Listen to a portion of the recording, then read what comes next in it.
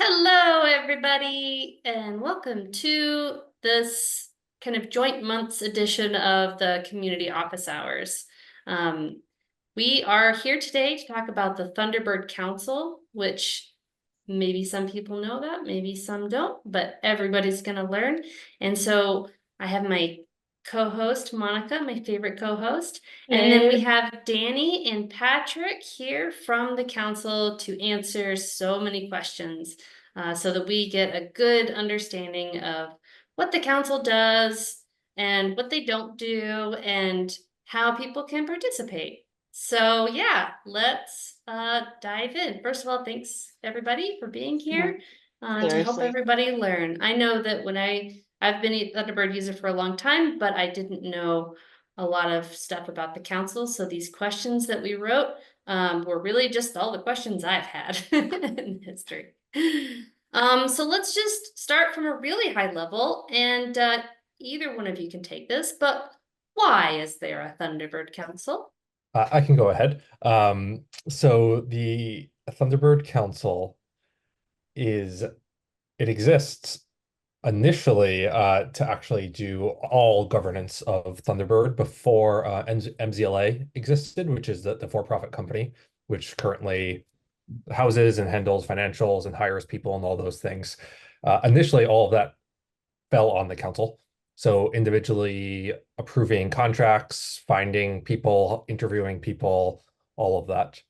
Um, as time has gone on, the council has been stepping further and further back from day-to-day activities to help look at kind of a long-term vision for Thunderbird and to ensure that the community still has a voice in the development of Thunderbird uh, as MCLA and employees continue to do more of the actual day-to-day work.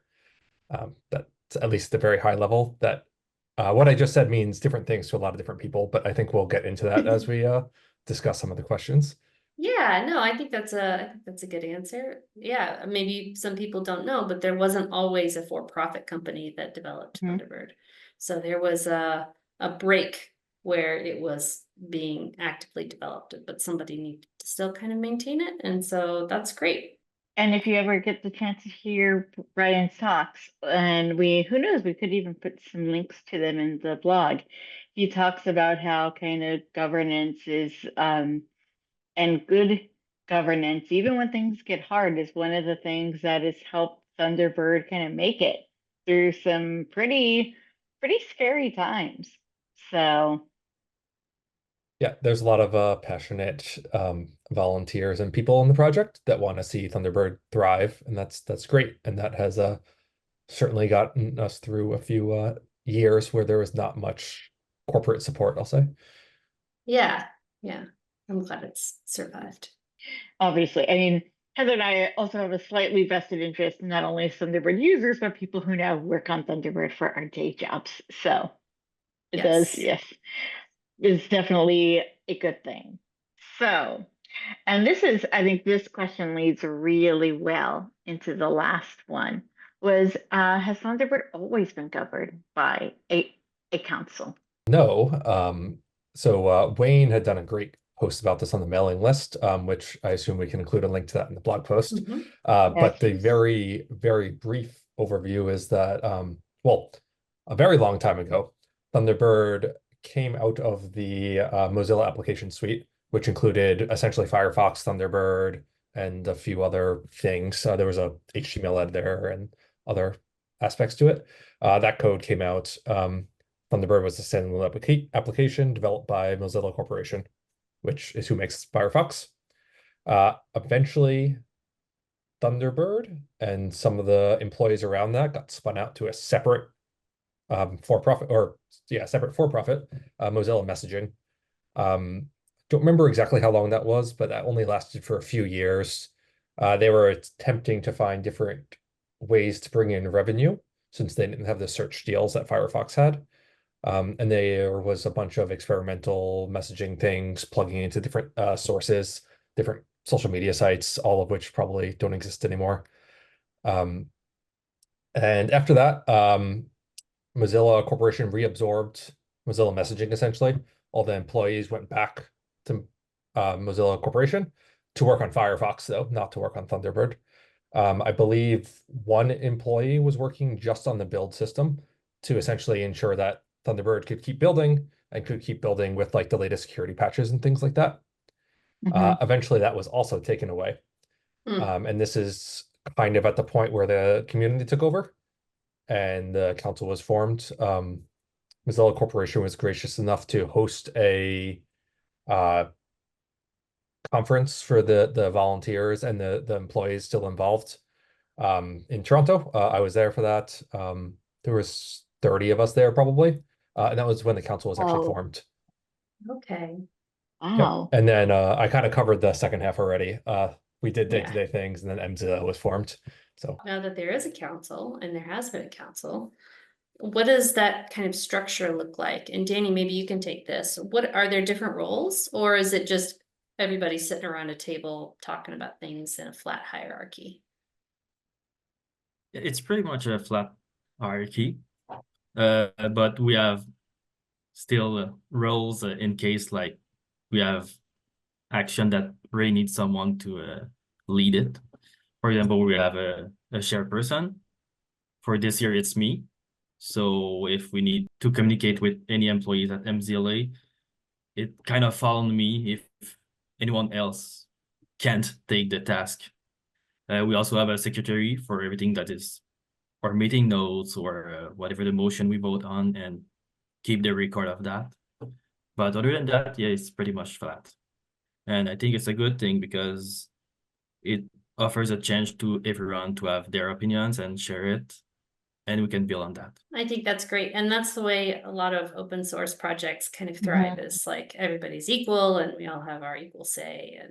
But it's nice to know that there are like, you know, a couple of roles to like, so somebody's always taking meeting notes, or someone's, you know, got that responsibility to communicate with Thunderbird employees. So that's cool. Very good. Yeah. Yeah, I remember it was kind of neat. One of the reasons why it's been a while since we've done one of these is that in August, a lot of us went to Dublin for MozFest. And it was neat to get to kind of watch a Thunderbird Council meeting happen, mostly, you know, kind of in like kind of meet space, but also with virtual with people from the council who couldn't be there, who basically were kind of video talking in. And it was really neat to hear kind of this, that kind of discussion that you have when everybody's opinions and thoughts are equally valued. And it was neat to kind of get to kind of like get to be in the room when that happened. So. Yeah, I agree. It was a nice experience, except for the COVID that most of us got. Yeah. Yeah, that is a bad souvenir to bring home. True. So, I think if we feel good with that question, our next one is, and we've kind of touched on some aspects of this already, but what is the council currently responsible for? And what is also kind of out of the council's domain? We mainly focus on the long-term plan. So ensuring that over the 3 or 5 years, we kind of go in the right direction for respecting our mission and values. And we also give advice to the leadership teams. So for example, Ryan is the project manager, is coming to us with a yearly roadmap. And we go through it. We look at if it fits with the mission, we give feedback. And I see it a bit like proofreading for someone. Because when you work on something for too long, sometimes you don't see the typos in the text. So you need someone that is external, that is from other organizations, and can feel also the pulse of the community and give you a good feedback for that. Do you want to elaborate on the other stuff we don't do, Patrick? Yeah, and I think there's two other things that are worth calling out as like specific powers that the council does have. which is the council is involved in approving the budgets each year for MCLA at a fairly high level, although we're still working with MCLA to figure out exactly what level of detail is the right level. And then the other thing that is fairly important is that the council is the overall module owner for the Thunderbird project and Thunderbird for Android as well, since those are both paid for by donations from the community. That does not mean that we get involved in any technical decisions about how the products are made, even though some of us are engineers and some of us are technical. But it means that if somebody, a module owner or someone was out of line in a community sort of sense, the council has the ability to remove that person if necessary. So yeah, that's one of the other things that we do. I kind of touched on it, but a big thing the council does not do is get involved in technical matters at a low level. It comes up fairly often on the mailing list and things of like, oh, why doesn't the council fix this? It's like, well, because we're a governance body. We're not tasking individual engineers to fix things, to fix a certain bug, to look at particular items. That's not what we're here for. And as an engineer, it's hard to remember that myself sometimes. But it's important that we don't get kind of mired in those sorts of matters. That makes sense. But I guess if there was enough community request or demand for a big feature to be added, it might be worth bringing that up with NCLA and saying, hey, maybe yeah, and roadmap or see where it fits, kind of thing. Yeah, and we've had conversations before of like, we've heard from the community that the new releases are very buggy. Like, how is QA going? Should we be hiring that? Should we be adding that to the budget for MZLA? Those sorts of conversations are the things that we have at a high level, but we're not the ones doing that work per se. Right. And Yeah. we're not saying, this bug needs to get fixed or things of that nature. Right. Yeah. Yeah. No, that makes sense. And it's nice to have that, I think, council as like not really a mentor, but almost like a collective equal that can kind of bounce ideas off of. And yeah, I think that's nice. Yeah. And I think that especially in open source projects where community is such a vital part, having you all as basically advocates for the community. And especially in those discussions about things like the roadmap and the budget, which are really things that kind of are guiding the direction and the future of the project, having you all kind of be, I don't know, almost like the champions of the community there is. And I think that's, if there was one thing I want to be like, this is why this is really important to have a council. Yeah. Have a council that, this is like councils as they should be done. And how many council members are there? Is there 1,000 of you? So it's a council of 7 people. Okay, lucky number. Yep. I think it's a good number of people. Bigger than that, it's a little bit hard to have everyone in the same room or same meeting. Yeah, I guess that makes sense. If you all are spread all over the world, getting everybody together, time zones and stuff can be tricky. For example, I think we are 2 in the East Coast on North America. 1 is West Coast, and the rest is in Europe. So, but that West Coast person wakes up awfully early for some of those meetings. Yeah. And I think so how long have both of you been involved or on the council? Yeah, so I was there when the first council was elected. We actually elected in person that time, which was fun. It was like people raising hands in a room. And I've been on the council since 2016, so for a long time. I had to look this up beforehand. Well, thanks for sticking around the whole time. Man, that's awesome. Yeah. Yeah, I've been involved in Thunderbird since like roughly 2009, so it's been a while. Yeah, and what about yourself, Danny? Yeah, I'm pretty new. It's my second years, so 2022. I got elected, but And I've been around in the Mozilla community since 2019.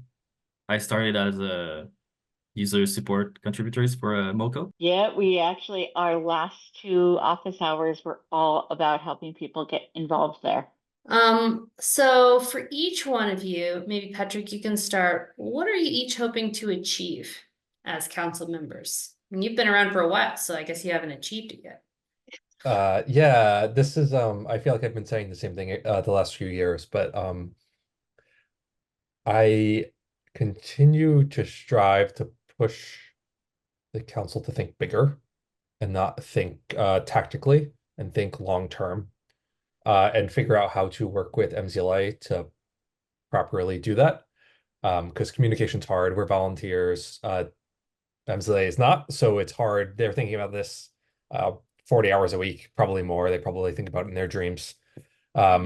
Where we don't have that time. We have a few hours a week to devote to this, if that. So that's one of the big things that I've been trying to push, as well as kind of how do we think outside of our bubble of Thunderbird? Is there other communities that we can get involved in? How do we get involved in standards to push, open standards, not just Thunderbird being an open source program, and things of that nature, kind of. And then I've also done a lot with transparency of the council itself, which is, I think, a never-ending task. Having that impact in the wider open source community makes a lasting impression, and it's only a positive thing for everybody. So that's awesome.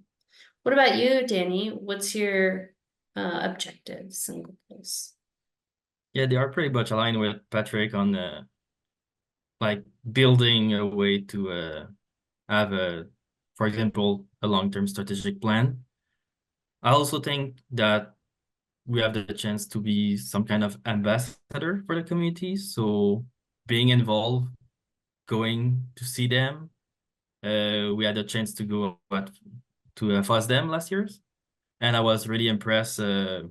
Like people coming at our table, at demo table, to talk with us and exchange ideas and stuff like that. So I think this is something the council can really help. Yeah, I agree. Yeah. And I think that we plan on attending FOSDEM in the future too. So Yeah, and that's come also find a us. really good thing, to think about for our North American conferences. We're kind of in the figuring out where we're gonna go for 2025, but we do have some on this side of the pond. And for the council people who are in North America, then that could be a cool thing. Because I think it would be great. Like Heather and I were both at Scale last year, which was super fun. And again, we had that same, even if it wasn't as busy as Spasm, that same energy of people coming up and sharing their stories or sharing ideas, and having somebody from council there, I think would be very cool. So if a new person, so if somebody, let's say somebody's watching this video and they're like, I am super inspired, I want to be on the council too. What is the election process like, and how often are elections held? So the elections are held nominally each year. We've sometimes had a little bit of trouble and overrun a year, just because of when they've happened. We've always tried to avoid like the December, because Christmas, New Year's is just very busy. We're trying to nail that down to a specific date each year, though, so that we don't have that issue. How do people actually vote, or kind of how does the election work? Yeah. Like, Yeah, so how does somebody there's even get nominated? Yes, so there's a group of people who are able to run for the council, and at a certain, when we start the process, we ask people to volunteer, essentially. I think every year there's been at least half the council has kind of stayed or volunteered again from previous years, and then some other people have volunteered as well. After that happens, there's a discussion period, and this all happens over mailing lists because Thunderbird's a email program. Where And else would it happen? yeah, so people start by kind of giving there's a handful of questions that are answered for each person of kind of what they hope to see, how they see the council's role, how they see Thunderbird going in the future, those sorts of things. And then there's a discussion period where people can ask questions or respond to each other, things of that nature. And then after that, we vote. And if there's more than 7 people running, it's ranked choice voting, and the top 7 get in, and that's pretty much that. If it's less than 7 or exactly 7, people have the opportunity to vote yes or no, essentially, for the entire group, which is not ideal, but it is how our bylaws are currently set up. I think that's only happened once or twice, though, which is good. In the last couple of years, we've had a good chunk of new volunteers, which is always exciting to see what people are interested in. Who gets to vote? So to be a voting members, you only need to do a few hours a year of contribution to the Oh, project. okay. And it can be anything like user support, localization. You can be also an add-ons developer or even working directly on the Thunderbird itself. So it's pretty easy for that.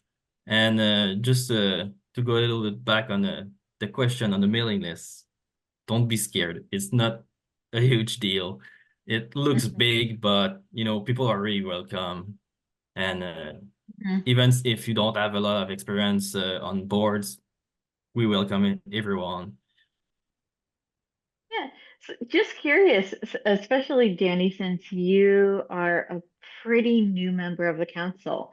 What was it but you had been involved with the project for a while, and this is kind of a sneaky add-on to this question.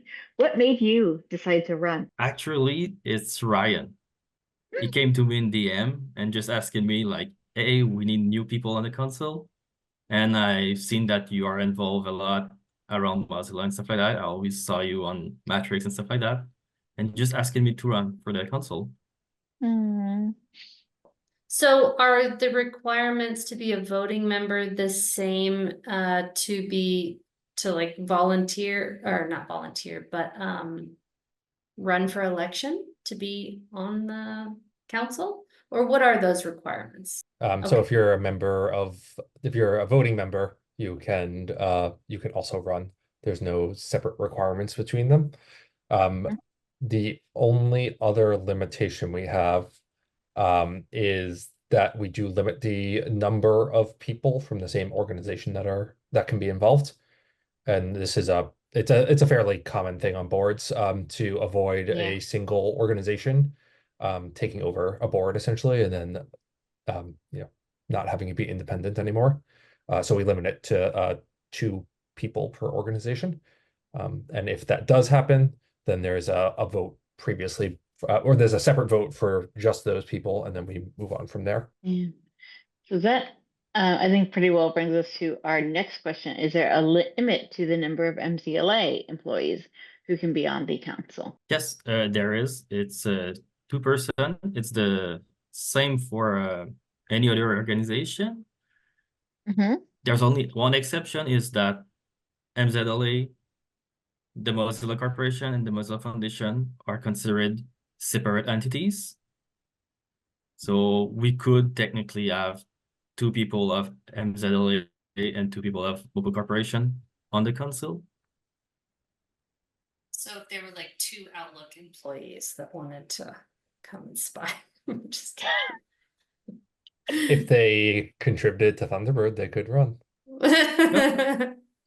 Stranger things have happened. I don't know. I'm sorry, I'm just joking. Okay. So I think we've established pretty well how people get on the council and what the council does. Now, my next question is, how often do you all meet? How much time do you spend, would you say, per month on like council duties? I think for myself, it's like maybe 5 to 10 hours a month, depending on the month. Like for example, it was a little bit more busy before the Moz week because we had to prepare the session for when we were there.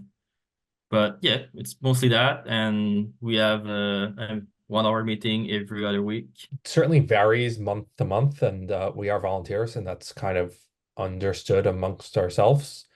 I know it has been confusing for MZLA employees in the past sometimes when being on the council, it is a volunteer activity. So it's kind of outside of work, but it's also your day-to-day job, kind of. So it gets a little gray what you're doing when and for what reasons.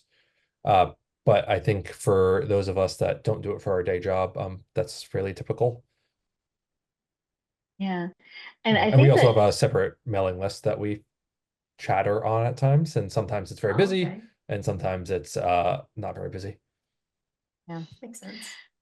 Yeah, and I think that's good because sometimes I think that if people are thinking, man, I'd want to be involved with governance either for Thunderbird Council or for governance for another open source project you love, but you're like, this is going to be so much work and there's no way I can do this.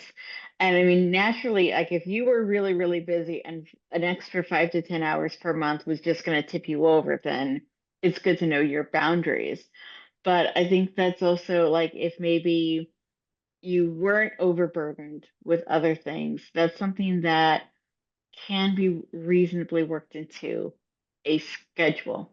And so I think it's good to know, like, yeah, it's like it definitely is an investment of time, but it's a doable investment of time. Yeah. All right. We are. Oh, so these meetings that you all do every other week are there any public notes for them or any recordings so people can, you talked, Patrick and Danny, you both talked about transparency. What kind of transparency can people get for the meetings? We've varied this over the years. It's Mm-hmm. hard to find the right balance. Mm-hmm. At points, we essentially had transcripts of what we discussed posted, but it turned into a very onerous activity for us, and I don't think many people actually read them. Because they were long, so it's just Mm-hmm. it's the wrong level of detail, and especially discussions meander sometimes and go into parts that aren't interesting. Um, More recently, we've been trying to send out kind of, and I think we've only done one with another one planned for soon, kind of summaries of the past few Mm. meetings. Because we are Yeah. volunteers, we Yeah. try to limit ourselves to just our meeting time. So it's very common that things overrun meetings and come up again in the next meeting. And sometimes we'll add a meeting Mm. in if we really need to continue a discussion. Um, and I think that that's a more suitable way to inform the community of what's happening. It has a little bit of the downside that it's harder to understand individuals' opinions about things. Mm-hmm. And I personally am unsure if that's a bad thing or if that's an okay thing. Right. Um, but I know some people in the past have felt very strongly that it's important for individual opinions about every single matter to be able to be recorded into our notes. Um, if people have lightweight ways to do this, I would love to hear them. I think it's also a bit harder now because we're doing like more higher level work, and sometimes you know you need you need to take the time to start the project and have the okay to publicize the information. So it just give us less information to share at a time versus back in the days where the council was working on the day-to-day work.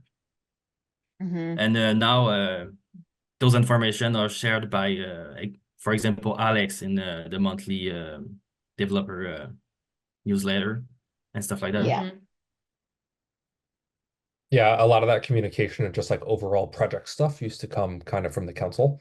And it's great now to see that MZLA is taking up a lot of those topics themselves. This does remind me of something else, though, that Danny and I missed when discussing requirements for being on the council. You have to be willing to sign an NDA with Mozilla. I think it's with the foundation, or maybe with MZLA. I'm not sure which one it was.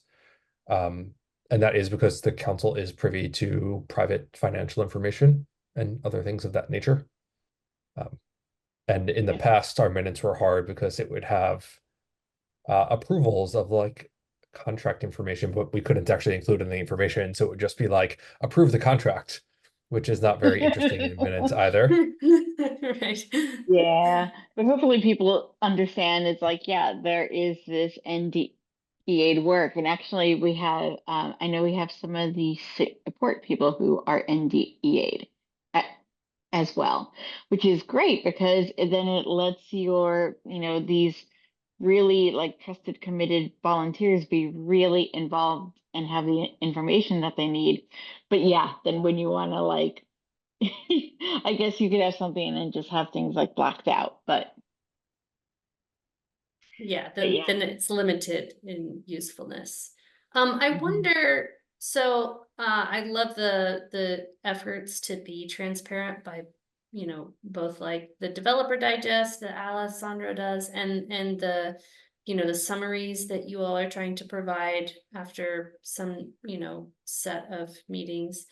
What about, since the council is effectively set for a whole year, who the people are that are working together. Is there any sort of like retrospective take at the end of the year of like, here's everything the council weighed in on? I'm not sure if you can even measure these things so well, but just out of curiosity, is there any sort of like look back to say, this is what we influenced, this is how we helped, this is where we could do better, that kind of thing? I'm looking forward to you helping us write that at the end of this year, Heather. It sounds like a great idea. I don't think we've ever done it in the past of a kind of a longer term Yeah. perspective, which I think is what you're asking, of like what we Yeah. really accomplished. Yeah. And it would be kind of nice to, whenever there is a new person that like joins the council, they can kind of look at these and say, it might help tailor their expectations of like how much they can influence and at what level and that kind of thing. But yeah, I mean, I would absolutely be happy to work with the council to put together some of these high level thoughts to just kind of brainstorm at the end of a year. Does it follow the calendar year? Or does it follow like the fiscal year or some other random the Not lunar at the year? moment, but Oh, okay. that's what we are working on. We are Okay. trying to find the best date for Gotcha. that. And we don't have annual reviews, but when I joined it in 2022, I had a few one-on-one call with the people on the council. And last year, we also had the chance to have an in-person meeting. So before the election, so we could like at least get the information we need to pass on to the next council. Yeah, that's Yeah. nice. Yeah. Continuity across the council elections has always been a challenge, especially when we were handling more day-to-day items. I think it's slightly less important now, but it is important still to help people on board quickly. And Danny and I think Philip spent a lot of time in this the beginning of this council term, kind of doing it such that we can reuse whatever we do in the future, so that we don't have to start from scratch every year, which is great That's progress. great. Yeah, that's Building wonderful. processes is that's a good thing because otherwise I know in a lot of open source projects sometimes things can rely on people, and then when those people leave, then all that knowledge and kind of that almost kind of mental that mental muscle memory that they might have provided is just gone. So Yeah. that's Yeah. fantastic. Yeah. No, that is good.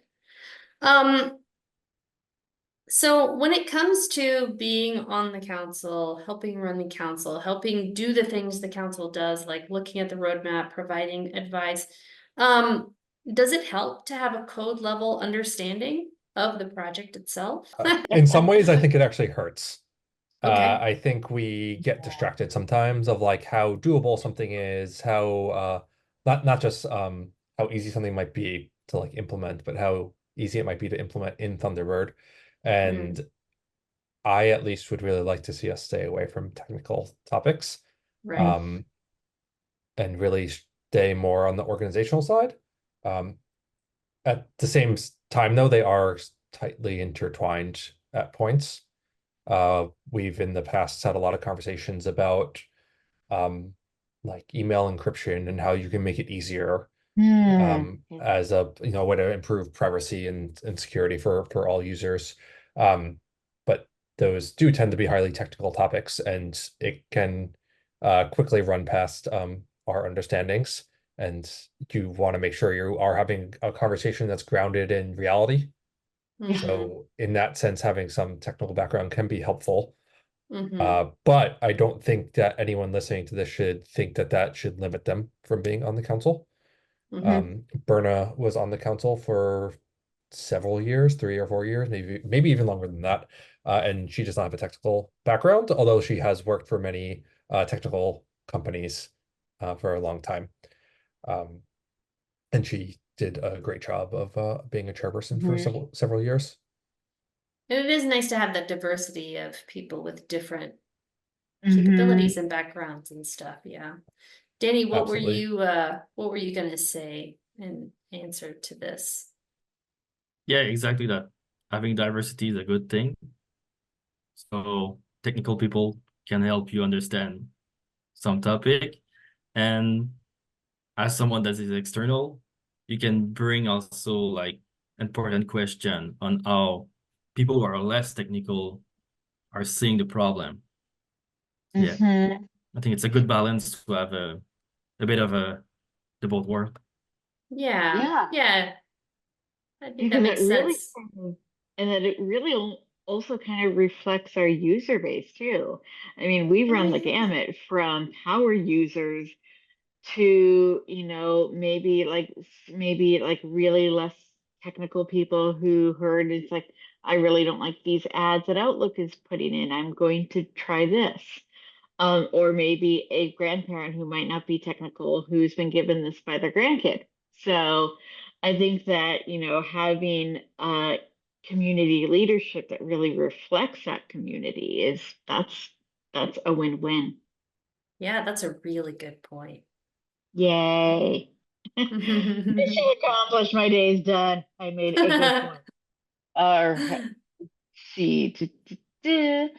So, speaking of our community, what are the best ways for the council, or what are some of the best ways that you think the council can help the community get involved with Thunderbird's development and be an active part of it? Yeah, it's the big Mm, question. One, two, three, nailed it. I think it's a bit complex, yeah, to answer that question. Uh, I think something we can do is like ensuring that we have funding for the community. Like, you need people like a community manager to help the engagement and stuff like that. Uh, Yeah. Too often, big organizations start, to work internally and be less transparent. I think, for example, Mozilla Corporation have a little bit of difficulty with that at the moment. And I mean, even people enter, even the community manager know the problem. It's just when you're big, it's hard to Mhm. attract people. And yeah, that's something the council can help with, making sure we have funding for that. We are also not always employees. Like for example, I'm not and Patrick is not. So it's also another way that can help people be get involved because they see that other people like them, are already involved in the project, and it feels like less like a big monster that you need to affront. Do you have anything to add, You touched on Patrick? it Yeah. a little Sorry. bit, Danny. But I think one of the things that it's not for the community directly, but I think it's the force multiplier of the council tries very hard to remind the MZLA employees to do things in the open, as Danny was saying. Mhm. And actually at I was not there, but Danny and Philip ran a session at Mo's Week of how to work in the open and why it's a good thing and how it can also be problematic and what to do for the employees. I've heard it was a great success, and I hope that it will continue to improve things there. I think the other thing that the council can do, or at least I'm willing to do as a council member, is like if somebody really wants to get involved, they can reach out to us. And I don't Mhm. know if we'll directly be able to help them, but we should at least be able to connect them with somebody who can help them do the things they want to do. Since we do just know a lot of people in the community, we know a lot of the right employees and other people to reach out to if you want to get something done. How would a person in the community reach out to you all?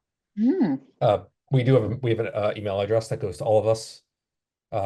Most of us are available on Matrix, although I'm unsure if all of our IDs are published anywhere. And I've also just had people email me individually as well at my council address. Okay, yeah. Yeah, we updated the website, so maybe not all information is there right now, but it should be there. And we also have, obviously, the mailing list. You can always route to the mailing list. I have one more question for you, and then I think Monica could take the last, but and this is kind of a hard one, but how do you balance the desires of the community with the technical limitations of the project? Patrick, you start. Yeah. However you want to answer that. So I think there's a little bit of a non-answer I can give, which is the council is not involved in the low-level features discussion. So it's not really bound by a lot of the technical limitations in our discussion. That's not a very satisfying answer though. There's a lot of people who want Thunderbird to be a lot of things. It can't be all of those things. I think it was 2 or 3 terms ago, we had very long discussions of like the mission of Thunderbird and the like what is Thunderbird to us? And everybody kind of gave very different answers, which was interesting to discuss through. I think the most impactful way we can have these conversations are kind of the road mapping sorts of conversations that we have with MZLA, of discussions of why are you doing these things? Like, have you thought about doing these things? Why are we not doing these things yet? The team has made great progress on a lot of the tech debt that has existed for in the whatever it is, 25-year-old, 35-year-old code base at this point. 25, yeah. And I think we're at a kind of like phase transition point where we're going to quickly start seeing a lot of improvements and features as opposed to not many user visible changes that have been happening the past couple of versions. And I don't mean that in a way to minimize anyone's work. I know a lot has gone into things, but many of the changes have not been user visible, and that's the team's almost 40 people, and I'm sure there's some users wondering like, what are all these engineers doing? And there's a lot to it. Right. There's a lot going on.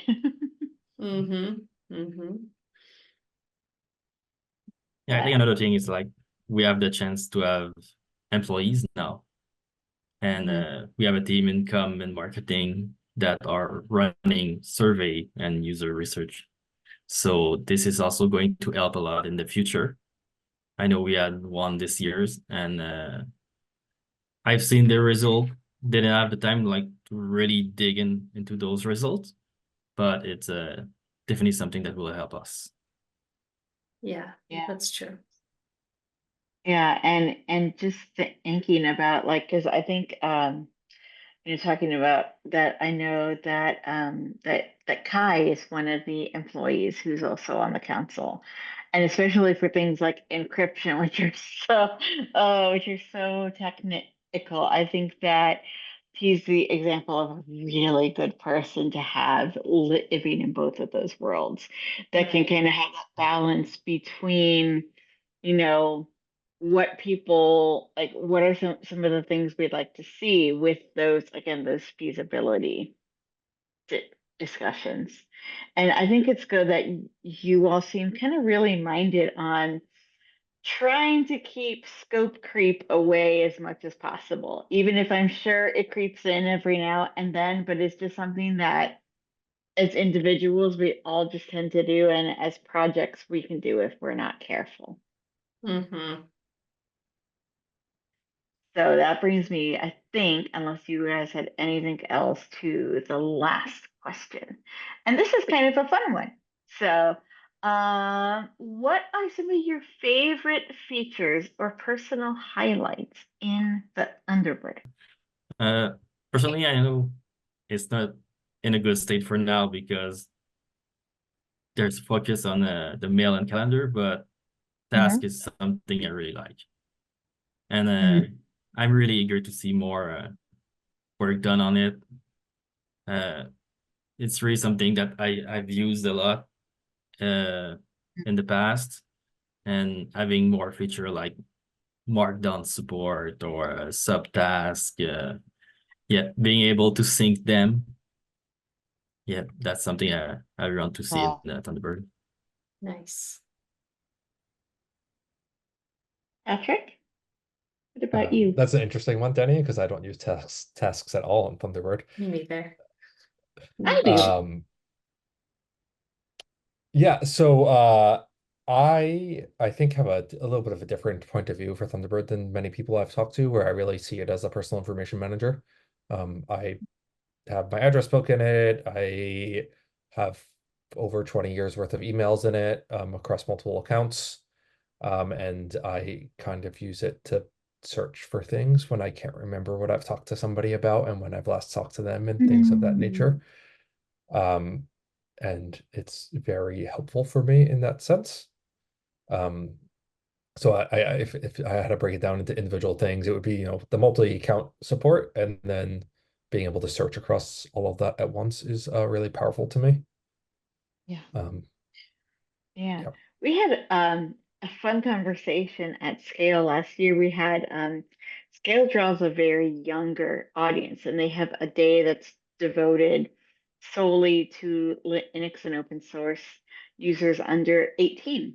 And we had a lot of high school students, and we were talking to them. It was like, well, how many email accounts do you have? And they're like going through all the ones. It's like, well, do you know you can manage them all in the Thunderbird? And they're just like, kind of awesome.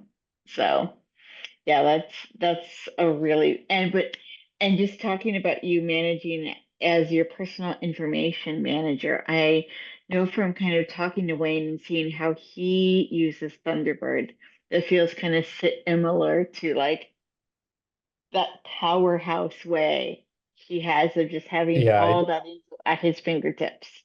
I think we do similar things. I know he has like notes for each contact. And since he does a lot of like the QA and stuff, he like has like what computer I run in my notes, that I like run a Mac, and I, have Fastmail as my email provider and like other things like that. So if he needs to like find somebody when something's not working, he can like search through all of his contacts and be like, oh, Patrick is running Fastmail and we are having bugs with that right now. I should ask him, is he hitting this, and things like that. Wow, I Those did sorts of not things are know really that. That powerful. is so cool. Oh, it's amazing. You look at it and you're just like, wow. Yeah. Well, We'll now I'm definitely have to go inspired to invest more in my address book. That's there. great.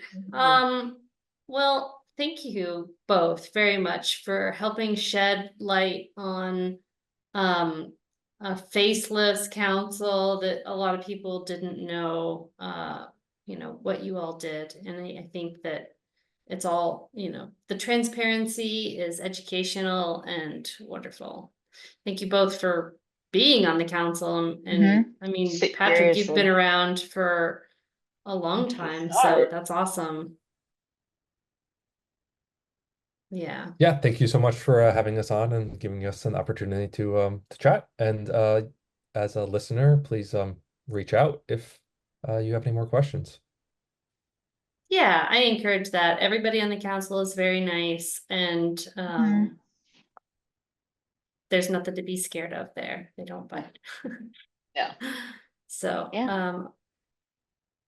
all right, And well, what were you gonna say, Monica? I was just going to say, and who knows, and especially reach out if this video you're watching this and you've been involved with Thunderbird for a while and you're thinking, man, I think I might want to join these folks. Definitely it can be a really rewarding way to be involved. Absolutely.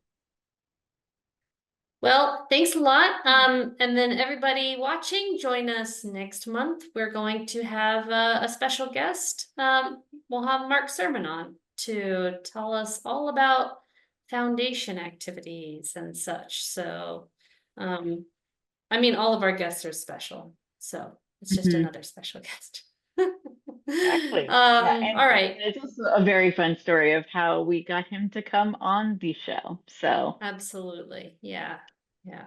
So, all right. Well, bye for now. And thanks again, Danny and Patrick, for joining us. thank you. Thanks to you. All right.